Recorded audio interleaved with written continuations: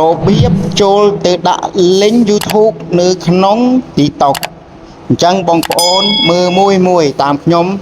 បងប្អូនដែលគាត់មិនទាន់ចេះអញ្ចឹងហើយបងប្អូនមើលមួយតាមខ្ញុំបាទហ្នឹងហើយឥឡូវនេះខ្ញុំនឹងចូលទៅ copy link នៅក្នុង YouTube បាទឥឡូវយើងចូលទៅ copy link សិនមកបងប្អូនទាំងអស់គ្នាឥឡូវយើងចូលទៅក្នុង YouTube របស់យើងអូខេឥឡូវចាំបន្តិចបងប្អូនកំពុងទៅសេវាកំពុងតែដើរយឺតហ្នឹងហើយឥឡូវយើងចូលទៅaccount ឥឡូវខ្ញុំដូរទៅតម្រង់ account ខ្ញុំអាចាស់សិនបាទកំពុងតែដូរតម្រង់បងប្អូនណាចាំ play បងប្អូនកុំទិនតណាមើលវីដេអូដល់ចប់បងប្អូនណានឹងចេះហើយបងប្អូន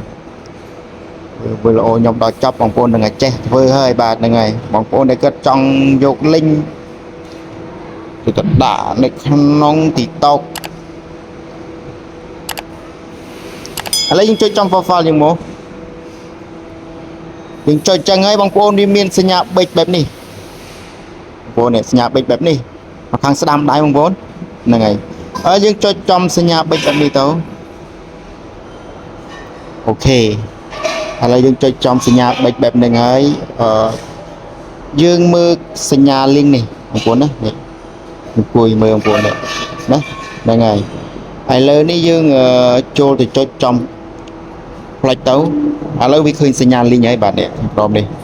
ឥឡូវយើងថយអស់មកបាទថយអស់មកឥឡូវយើងបិទបដ ாய் ទៅហ្នឹងហើយឥឡូវយើងចូលទៅ account TikTok របស់យើងឥឡូវ link ខ្ញុំបានដាក់ហើយនេះបាទ link ឥឡូវខ្ញុំបញ្ជាក់ម្ដងទៀតឥឡូវយើងចុចកន្លែងកែលម្អទៅរូបនេះអង្គុយនេះខាងឆ្វេងដៃនេះកន្លែងកែនេះចុចចំកន្លែងកែនេះមកឥឡូវបន្ទាប់នេះវាមានកន្លែងឲ្យយើងរើសបាទកន្លែងយើងរើសឥឡូវយើងចូលទៅរើសកន្លែងកំណត់នេះមកបាទកន្លែងកំណត់នេះមកឥឡូវវាមានសញ្ញា YouTube ណាបងប្អូនមើលច្បាស់វាមានសញ្ញា YouTube វាមាន link ជាច្រើននៅខាងលើឥឡូវយើងចុចកន្លែងYouTube នេះមកបញ្ជាក់ណាពេលចុចចំកន្លែង YouTube នេះមកវាកំពុងតែដើរហើយបាទហ្នឹងហើយអូខេបងប្អូនវាពណ៌ដំណើរការពណ៌ដើរយើងហើយណាចាំ play បងប្អូនណាហ្នឹងហើយមិនទាន់តណាវាកំពុងតែដើរសេវាដើរយឺតដល់កបងប្អូនអើយ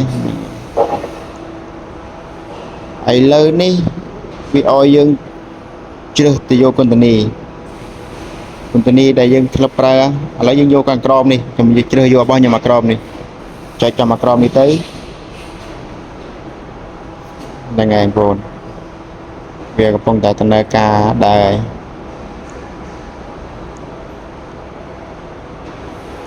ដើរយូរទៀតនៅសេវានេះដែលបងប្អូនដែលគាត់មិនទាន់ចេះមើលវីដេអូខ្ញុំដល់ចប់បងប្អូននឹងចេះហើយឥឡូវយើងពីនេះជ្រើសយកអាណាក៏បានដែរយើងជ្រើសយកលើមកអូខេចុចចំមកលើនេះមកបងប្អូនមើលវីដេអូខ្ញុំដឹងតែចេះ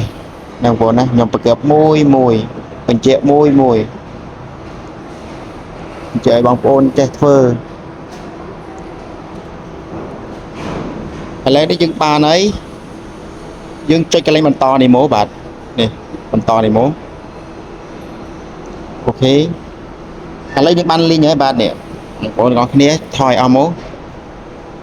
នេះបងប្អូននេះ link បាទនេះ link YouTube របស់យើងដែលយើងបានដាក់មិញហ្នឹងបងប្អូនណាហ្នឹងហើយឥឡូវវីដេអូនេះមានតែប៉ុណ្ណេះបងប្អូនណាហ្នឹងហើយបងប្អូនចង់ដឹងពីមូលហេតុអ្វីទៀតបងប្អូនអាច comment បាននិងចែករំលែក YouTube ខ្ញុំម្នាក់មួយបាទហ្នឹងហើយដើម្បីបានអ្វីថ្មីបន្តពីរូបខ្ញុំបាទទៀតបងប្អូនអរគុណច្រើន